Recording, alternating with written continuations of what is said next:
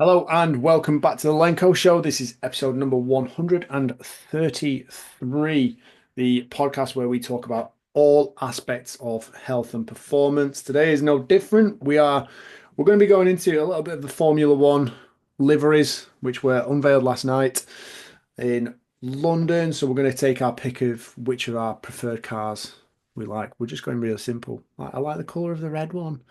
The red one's a nice one. And then we're going to dig in a little bit in terms of expressing our outrage towards some medical professionals. Not all of them. You're all wonderful people, mostly.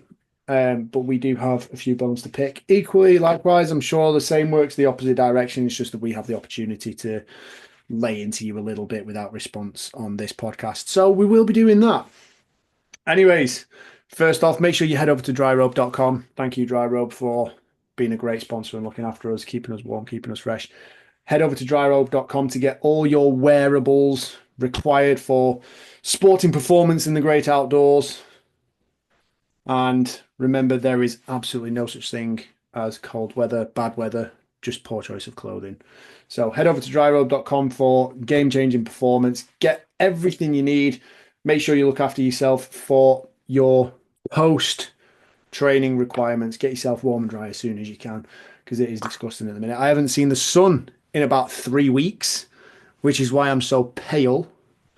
We've just had blanket grey sky. It's not even rained. It doesn't make sense. The weather is being weird. I don't like it. I want some sunshine, rainbows, lollipops, the likes.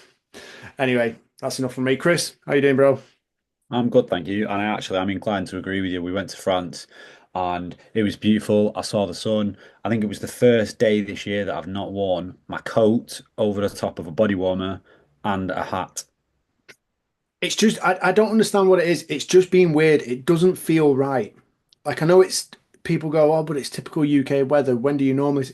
To be honest, we normally do get a few sunny days through winter. But this is weird. We've just had the same cloud cover for about 3 weeks. It's quite cool, but it's barely rained. That's the really, really strange thing about all this.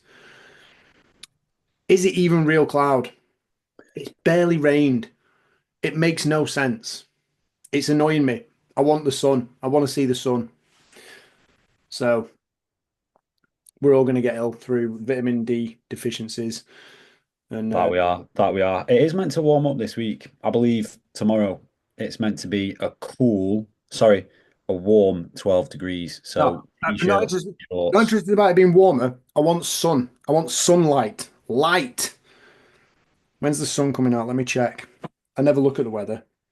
Yeah, it's wrong anyway. All right, okay, here we go. Next Tuesday and next Wednesday, maybe we might get a little bit. But look at this. If you're watching on YouTube, that's my weather app for Trafford for the next week. Cloudy and rainy, around 65% today, 95% tomorrow, 85% Friday. So we're getting the rain that we've been missing, but it's going to be cloudy as hell. Anyway, could gripe on and on and on about the weather. Let's get stuck into this. So, I don't, are you really bothered about Formula One, Chris? Do you watch it that much? No, watched, let's say, Drive to Survive a Yeah, couple of years ago. Really, really liked that. But outside of that, no, I think it's boring to watch, if I'm honest. I don't have the Whoa. time. I don't have the time to just sit around and watch Formula One. I do, obviously, but I would rather not do it with that if I get the time. All right, you can just sit on your little turbo trainer now and watch it. That's true. I could. I could. I'd rather just watch like the highlights, skip out like the 40 laps where nothing happens. Yeah, to be fair, that can be a bit of a drag. Um, I'm looking forward to the new season. I'm quite enjoying it. Me and Fiona are quite into it. I don't have a clue what's going on. I think the last thing I saw was Drive to Survive when Lewis Hamilton was leaving McLaren Mercedes. And I'm aware, as you just sent me the liveries, that it's not even the same teams anymore. So I wouldn't know where to start. Well, it's the same as last year. Didn't watch it last year. Not got a clue about last year. Okay. It's more or less the same. It is more or less the same. Oh, okay. But anyway, Okay. so we've got the new liveries out. They came out yesterday, where there was the mass unveiling in London at the O2 Arena. Where I've got to say we watched it, um, and there was some really weird performances, some really cringe-worthy little videos, performances made up to try and entertain the crowd, and even the people in the crowd. You just think they're just a bunch of spazzes, really. Why, Really, what was it he was doing? What was so going on? strange. It was so strange. Like you've got you'll have a DJ on stage. I can't remember which one he was doing it for, which car it was, which team. It might have been the Alpines, but they had a DJ on stage and he's just there blasting out his tunes. And you feel like there should be more energy to it, but he was literally on the stage in the middle of the O2 Arena, completely on his own. Fair enough, there was a great light show going on, but it was just weird. I imagine most people were probably sat in the audience just stunned in pure amazement as to what was going on. Um, but anyway, yeah, the whole show was a bit of a weird concept. Not sure I liked it. Not sure I'll be watching again. But the cars, some decent efforts in terms of styling. Who are you a fan of? Do you follow a team? I've got to say, so I used to really dislike Max Verstappen, and then Fiona pointed out that all the reasons that I didn't like him, she was like, "But that's just what you're like," and that made me think. I was like, "Oof, that's rough. That's a tough pill to swallow.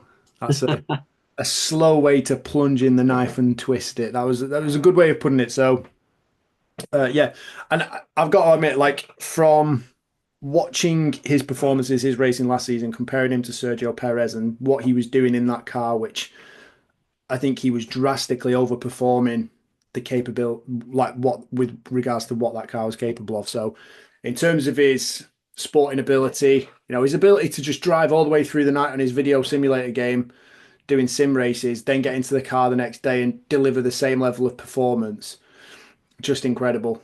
Um, and then I also liked.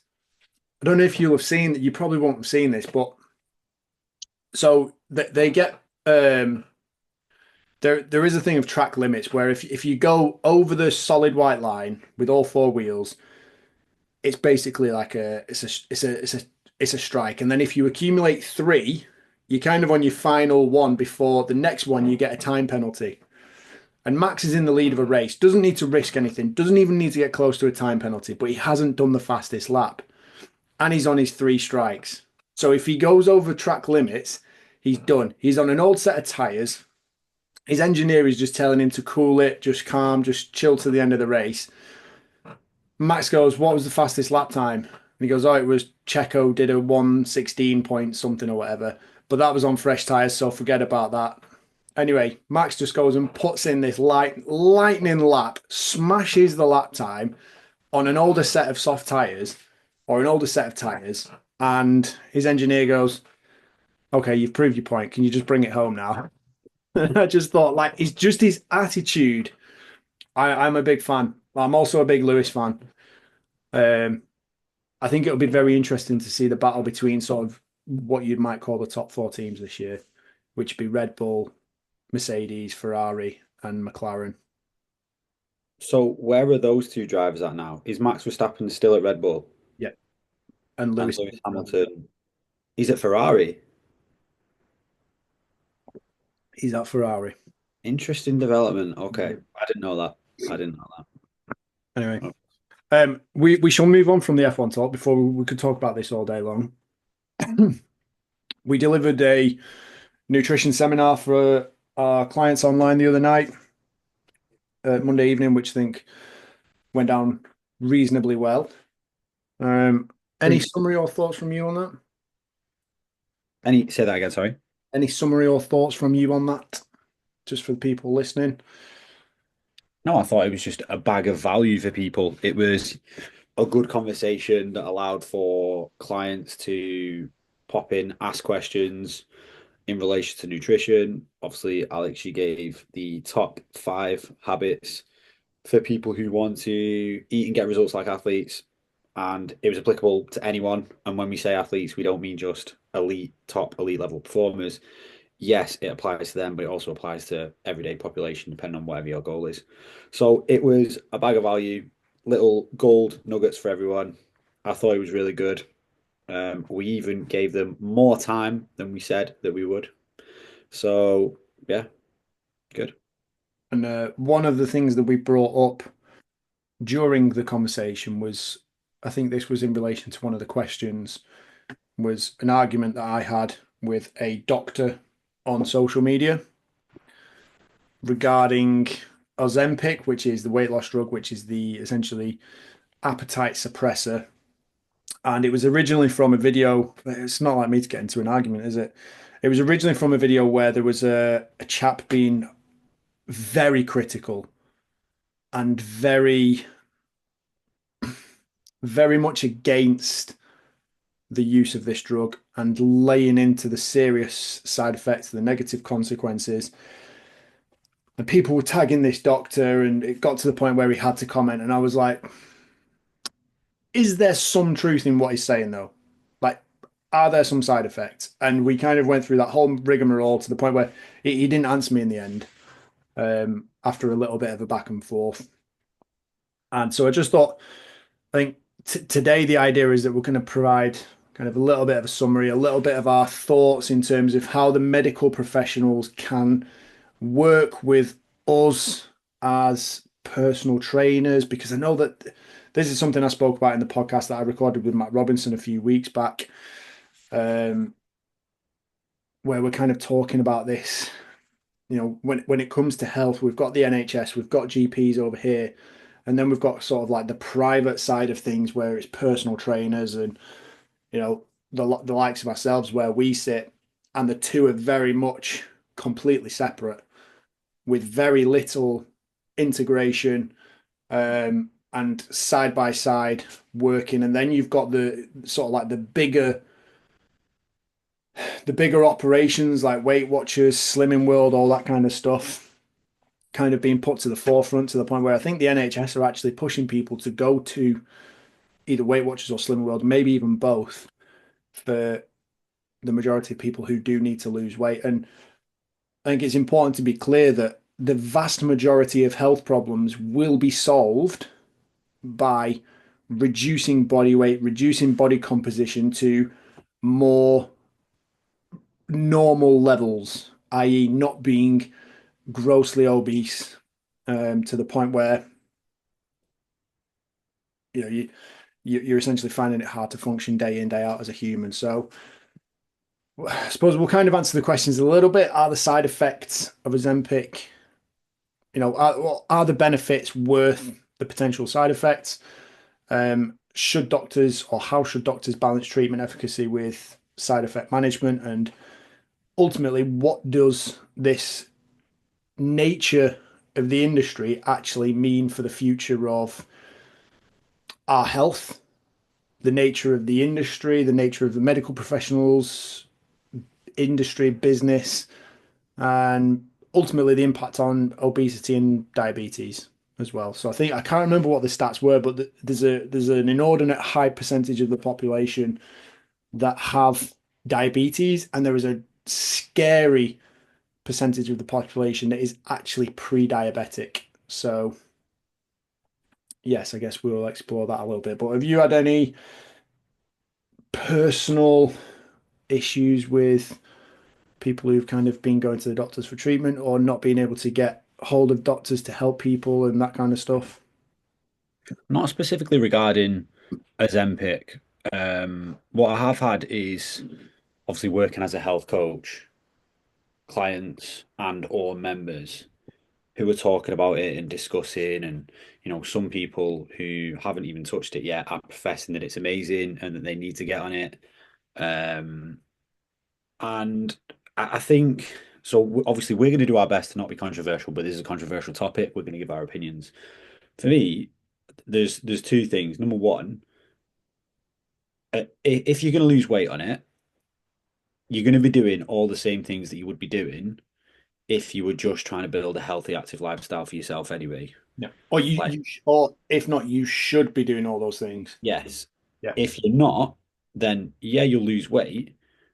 But again, this is affecting your health and it's not going to do you any particular favors. And if it's a client, remember, who's already kind of somewhat trying to do those things and then they just decide to take this thing as well, it's not fixing their issue. The other thing that I would say as well, Alex, is, and I think it's good for us to have this discussion, is when we have our initial consultations where we sit down with people, we know when someone says they want to lose weight, our very next questions lead us, well, not even necessarily the next questions, but we know that there's something behind that. Yeah, they do want to lose weight, but there's something more to it. It's not just that you want to lose weight. You want to lose weight for a particular reason, whether it's to feel a certain way, to be able to do a certain thing, or X, Y, Z, whatever it is. We know that there's more to it than just being smaller, Yeah. which is a substance like this, like you are you're just getting smaller and you're not necessarily doing it a healthy way unless you are doing all those things, generating a healthy, active lifestyle, which is the answer regardless of whether or not you take it. Regardless of whether or not you take it, if you want to, let's say, prolong the effects of what it's done, you want to be living that lifestyle, not just taking this thing. And I think this is a big thing for a lot of people who start going to the gym. Loads of people go, and so I'm not in a commercial gym anymore. I'm in a private personal training studio. We have 160, 170 members. And I gave this speech to them at a seminar a few weeks ago. But go to a commercial gym where there's many more members, and it's no different because people are people. You see the same faces all the time. There'll be people that go twice a week, there'll be people that go 3 times a week, and then there'll be people that go 4, 5, 6 times a week. And they just don't change. Yeah. Like there's no real difference. And there's nothing wrong with that. That's okay. But that's not actually why people are there. People aren't there just to not change. They don't want that. No one says, "Oh yeah, I just want to be the same in a year's time." And it's because of the lifestyle. And it's because they go to the gym and they do, let's say, 2 workouts a week, 2 hours, and the rest of the lifestyle is just shit. I shouldn't say shit or just assume it is, but it's just not conducive to the work that they're putting in the gym. Yeah. So it's just an odd contrast. It's a mismatch. It's not working. You're not moving forward. And these are the kind of people, from what I've noticed thus far, who are now like, this is the answer for me. This is the answer. These people want to maintain, I'm going to say, unhealthy lifestyles, Mhm. but they want to be thin. That's what they want. And that's like, I want to be unhealthy. I want to live this unhealthy lifestyle. And then they think thin is a healthy thing, but actually, thin really is an unhealthy thing. So now they're like, I'm unhealthy here and I want to be unhealthy here too. And I want these two to come together, which, one of the main things that we were talking about on the cast the other night was having lean mass because it's going to help you short term and long term, raise your metabolic rate. Like you are going to be healthier, you're going to be stronger, you're going to be fitter. Or not if you're just taking a substance that stops you from eating, that's absolutely not going to happen. So I'm not against it, but I still think the answers and the results, the answers haven't changed.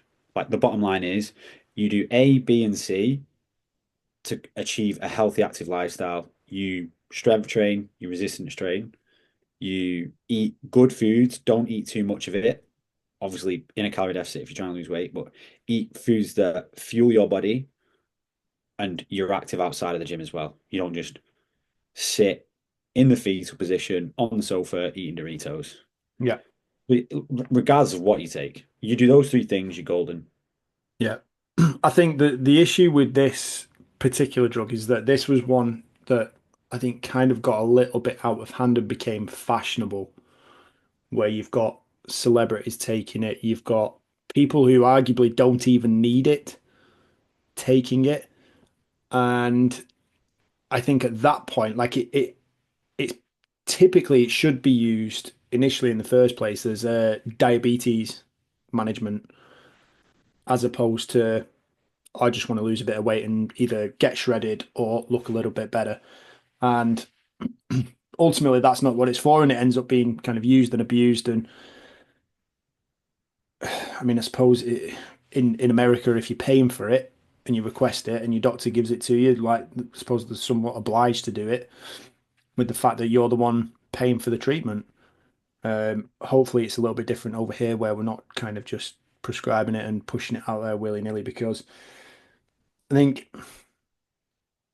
it's one of those where you can get carried away. It just becomes rather than being an essential, useful tool, it kind of just becomes a nice to have. This will help sort of thing. And like you say, when it came down to the side effects of this drug and the potential side effects of this drug that this doctor was kind of laughing off and not taking particularly seriously in my argument with him, um, I was like, well, like you can't just write this off as if they don't exist. You can't just laugh about this and go, that doesn't happen because what you're saying is that these side effects are kind of nullified if people take care of themselves. So he was talking about, yeah, if they sleep right, if they hydrate well, if they perform some form of exercise, I think undoubtedly if they have additional social interaction rather than just through a digital screen. There are so many factors that layer into this in terms of actually looking after someone's health and mental health. We were talking, some of the key side effects that this guy was preaching about initially that drew a lot of criticism was reduction in bone density. And I think he layered in a little bit to mental health, suicidal thoughts, depression, and all that kind of stuff. And it's like, well, honestly, if you're eating less, you're more likely to be in a bad mood anyway. Typically, the way it's going to be, which is why we were talking about structuring our nutrition the way we were saying the other night during our seminar, is you kind of want to avoid that feeling of just being hungry and grumpy, and you don't even want to get to that point. So you want to kind of consistently fuel yourself with the right amount of food, the right nutrients, and give yourself the best chance. But that helps if your sleep is nailed down and you behave like an adult in that department where you're going to bed at a consistent time, waking up at a consistent time, and not allowing your cravings, hormones, and mood to dictate the food that you put into your body. All the side effects that were mentioned, aside from the typical and the more prevalent side effects with this drug, the gastrointestinal ones, all these side effects are nullified and reduced if you behave and engage in what you were saying earlier, the typical behaviors required for weight loss anyway. So let's just start there. And I get it. Like, this is typically a lot of the time, this is people going to the doctors and going, I've tried everything and I can't do it and it's not working. And it's like, rather than go, okay, well, how many times a week do you go to the gym? How consistent is your sleep routine out of 10? Inevitably, very like I'll have to get the sleep statistics. We might do this in the next podcast.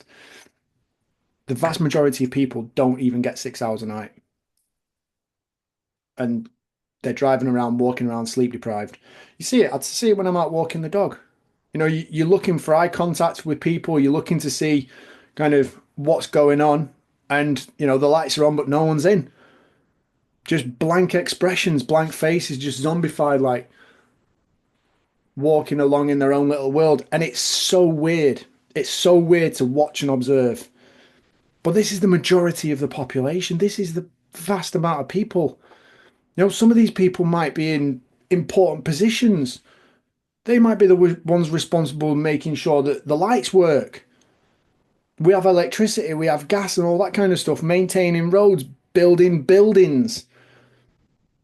It's so strange to see what's going on. So ultimately, it comes down to personal management.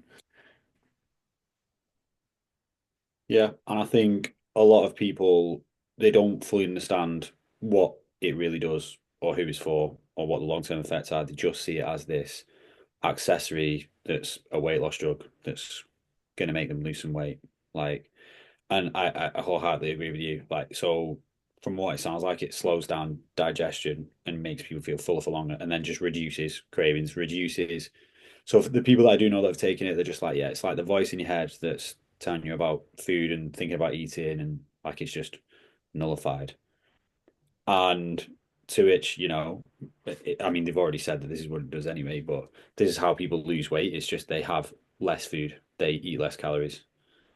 So my question is then like, well, could I you not mean, just do that?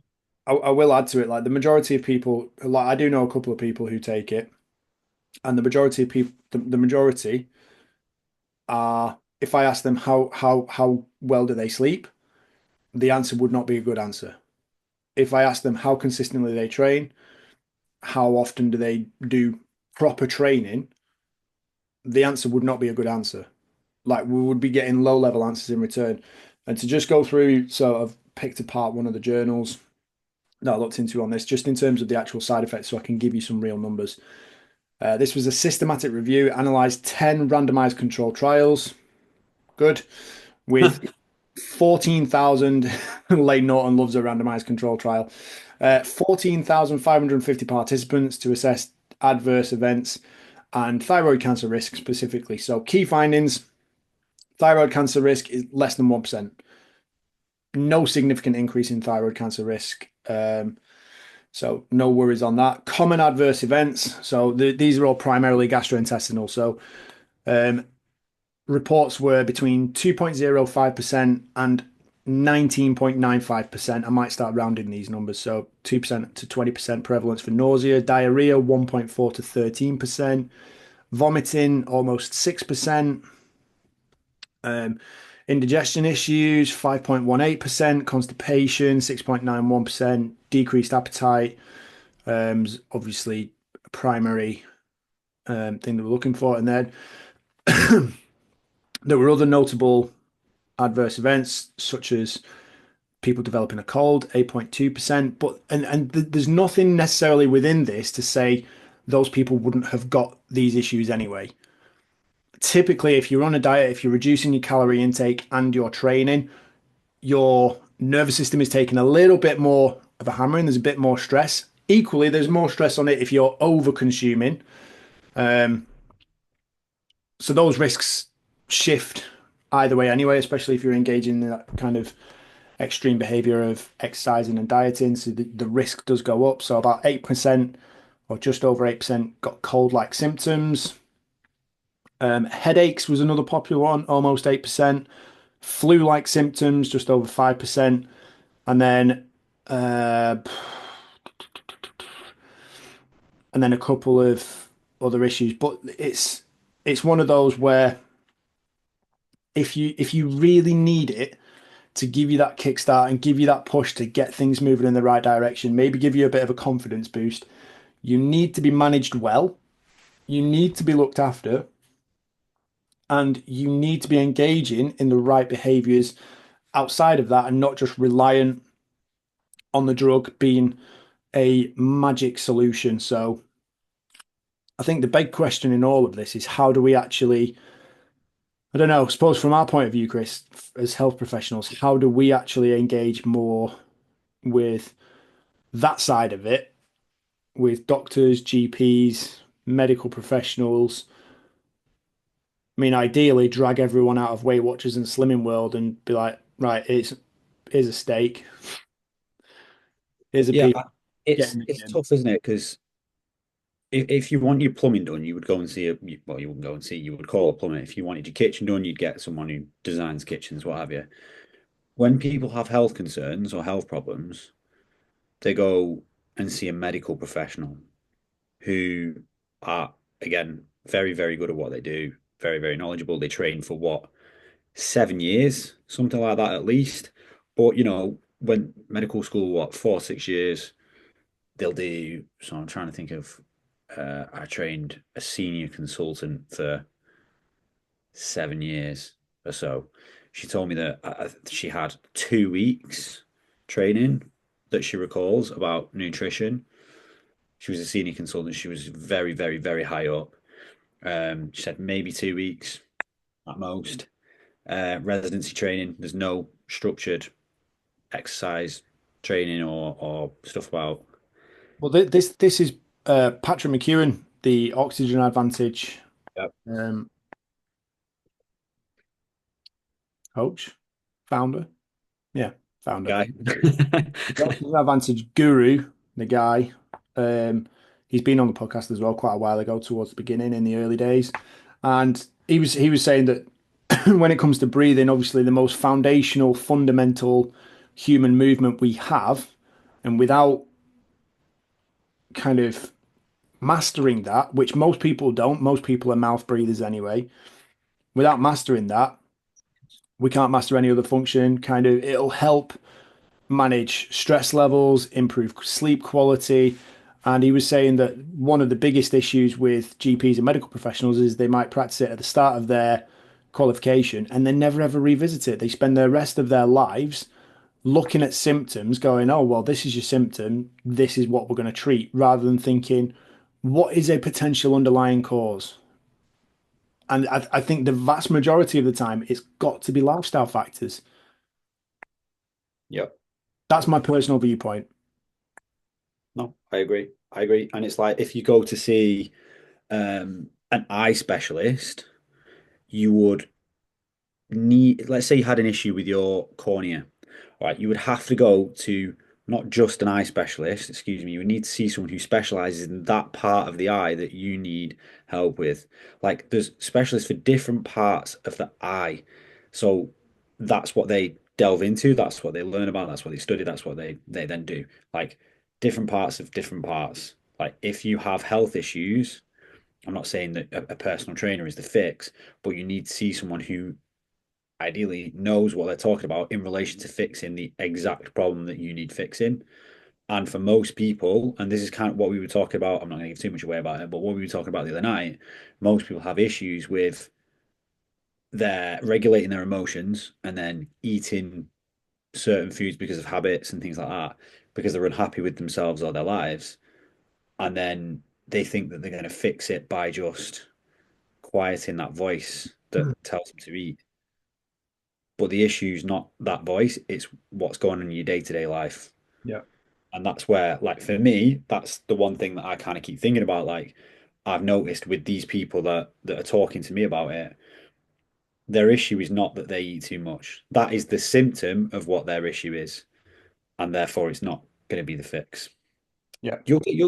By the way, I wholeheartedly believe there's always, um, you know, certain people who go against the grain, and yeah, it might fix them. It might work in the inverted manner, but that's not going to be the majority. And like I said, most people walk around with the heads glued up their asses, so they're not going to have foresight or emotional intuition to figure out, oh, actually, maybe this isn't just the be all and end all. Mm. I think one of my big irritations with this is when I first started as a trainer, I did a qualification. I did a level 4 qualification in GP and exercise referral. So I was very well positioned to help people with serious weight management, people who had been through kind of major operations in terms of knee replacements, hip replacements, shoulders, all of it. And my thinking was, I can mend people. Like I was like, this is brilliant. I'm going to get to fix people. I'm going to take people from the worst possible point that they're in terms of their life, mentality, um, physically. And I thought all I need to do now is walk into a GP, go, right, I'm an exercise referral specialist. I'm fully qualified. Send me your patients. Guess how many times it happened? Yeah, right. Zero. Why? And I think, again, part of I come down to like part of this issue is probably either distrust of the general public with regards to personal trainers. Maybe they don't see personal trainers as being as specialized as we are and as competent and capable as we are. Then I think you've also got the distrust of deep GPs, doctors, and medical professionals going, well, we know what we can do. We will look after you. And then it's up to the general public to go on their own off their own back and source out their own kind of pathway, if you like, which is not an easy thing to do. Takes a lot of time, a lot of thought, little bit of time, little bit of thought, little bit of effort. Three simple little hurdles that most people can't conquer. And if you're not in that environment in the first place, it's difficult to push through and have the confidence and belief that by doing that, you are going to get a better result. I know for a fact I've had people who've had kind of major surgeries through just either a lifetime of wear and tear that have, come back to me after they've had surgery, or they've continued to train with me up to the point where they've had surgery and then carried on afterwards. And they've been in a much better condition than anyone I've ever seen who has done absolutely nothing and then come out of it and then either continue to do nothing or actually started. So the easiest thing to do, or the best thing to do, is to be in that environment in the first place. And I think the vast majority of people, in fact, no, scratch that. It's not the vast majority. Everybody needs to find a way to train and work out and stress their body on their own terms, like body and mind. I think that has to happen. And the vast majority of people, like you say, probably just sit on the sofa in an evening, eating Doritos in a comfort zone, watching TV. Yeah, I think there needs to be a level of competency and a mutual respect and understanding between medical professionals and fitness professionals. And I have to say, I do think I know some very, very good personal trainers. I work with some very, very good personal trainers. But when I hear the word personal trainer, they're not who I think of. Someone says, if I see it on Instagram, if I see a PT on Instagram, I don't think, oh, this guy's going to be highly qualified and professional. I think the same thing that the general population think from what I hear, which is this person has a great physique. They've made themselves look really good through whatever means, whatever. And because they look really good, other people are now paying them money to try and look a certain way. Yeah, I think part of the problem with that is the barrier to entry for being a personal trainer is way too low. Yeah. Now, I went to university and did a degree for 3 years, which in theory, included a lot more information on anatomy and physiology, nutrition, coaching, exercise and rehabilitation, strength and conditioning. Like think of this. Like I know what the syllabus for a PT course looks like because I assessed on one for a number of years, and in 8 weeks, there's no chance that anyone's getting through that manual. And in that manual, that might as well have just been one term that I was at university for. The information in there is very limited, very minor, and by no means does that 8 week period or 12-week period or however long it is automatically mean that someone is safe to unleash on the public, like unregulated, like no one's coming in to check on them and see how their clients are doing, see how they're behaving as a personal trainer, see what their professional standards are like. There's no regulation of that. It's just, well, you're qualified, you got the piece of paper, you've got your insurance, so you're covered for when you fuck someone up. Off you go. So I think there's a lot to pick out there. It's difficult for people, and I get that. But what I would say is it's well worth finding yourself a good coach because they are few and far between. I would hope that, we could both be put in that category in terms of doing a good job looking after people, getting results.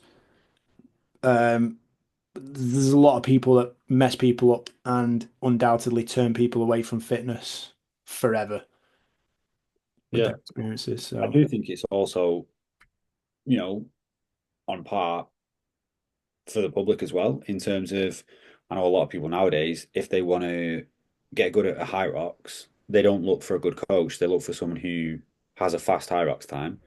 It's like, oh, can you help me with my high rocks? And, a lot of people, not everyone, but a lot of people who are overperforming, let's say, are overperforming because they can train 2 or 3 times a day. They get paid to train. They can take supplements because they're giving them for free. They don't have loads of other stuff going on. They don't have full-time jobs outside of what they're doing. And they're taking stuff that they probably shouldn't be taking as well. It's just not the same. scenario that most of the public are in. And that's not just high rocks, by the way. I'm not stabbing at high rocks there. That's everything, CrossFit, bodybuilding, what have you. And these people are just good athletes. They're just fit, strong, in shape, whatever they need to be. Not necessarily good. They'll just, this is what I did. Here you go. Take that. Pay me 5 grand. And a lot No, of people do. I mean, yeah, I mean, to be honest, I do think that is a decent start point. You know, you copy the people who are already good or better. But I feel like there has to be another level. Like I know I've kind of hit out at personal trainers who were out of shape before, and I know multiple people who've also shared the same opinion. And I don't feel like you should be taking lessons, advice, or seeking strategies from people who can't do what you want to do or haven't done what you want to do. And just think of it from a perspective of, would I trade places with them? Yes, I will take on board their advice and see where that gets me. And like I said, we make mistakes all the time. It's just a case of figuring stuff out, streamlining it, and making fewer mistakes as we go along. So yes, I think before we kind of overextend our reach and drop way out of our remit and area of expertise on this, we won't go too much more um into the drugs like Ozempic or anything like that. So any final comments, any words of advice from you, You Chris? know, just I think it's, I want to clarify that we're not against it. I'm certainly not against it. I know you're not against it, but people should think about who it's designed for and what it's actually designed to do. And then, like I said, we've both said the answer is always the same. If you live a healthy, active lifestyle, looking a certain way becomes a byproduct. If you focus on that thing, and it's the same for everything, if you focus on something, your energy is directed towards it, that will become what you value and part of your lifestyle. If you focus solely on the way that you look, you are going to become more aware of what you look like and you'll start having the problems that are associated with that. Which, might be you walk somewhere and, a tuft of hair is not in the right place and someone looks at you and you think, fuck, why are they looking at me? See what I mean? People go down that rabbit hole and you don't want to do that. You don't want to do that. So yeah, take it if you need to take it. But still do all the same things that you should be doing anyway, which is living a healthy, active lifestyle, building strength, building lean mass, wearing your dry robe when cold. Yeah. Lovely stuff. Right. Anyway, thank you very much for listening again, guys. It's been an absolute pleasure. That is the end. That concludes episode 133 of the Lenko Show. We look forward to speaking to you again soon. Take care. Peace, love, and protein. Yes. Farewell.